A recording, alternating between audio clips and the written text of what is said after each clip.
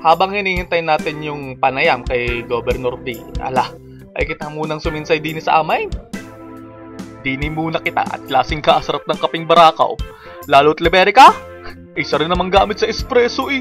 Alam nyo ba na yung salitang barako ginagamit din para sa mga lalaking hayop? Dito sa Batangas, karaniwang makikita yung mga balisong sa mga bukid-bukid. Halika, tingnan natin yung isang tindahan.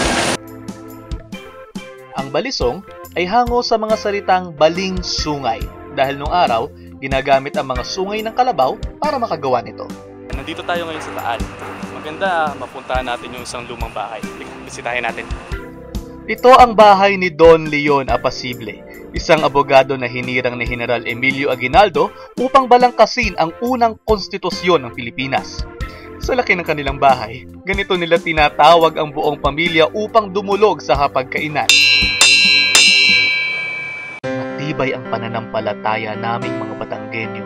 Singtibay na mga simbahang dumaan na sa ilang daang bagyo, lindol at iba pang mga sakuna.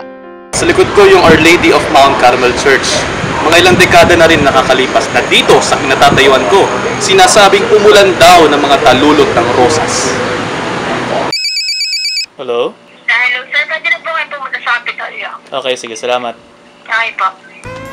Nasaksihan at nakita niyo po ang mga ipinagmamalaki naming tanawin, pagkain, produkto at ang mga world-class destinations dito po sa lalawigan ng Batangas. Kami po ay natutuwa dahil kaagapay po namin ang Nutritionist Dietitian Association of the Philippines, Batangas Chapter sa pagsusulong po ng tamang nutrisyon para po sa lahat. Sa lahat po ng miyembro at opisyalis po ng Nutritionist Dietitian Association of the Philippines, mabuhay po kayo. Please keep up the good work at sama-sama po tayo dito.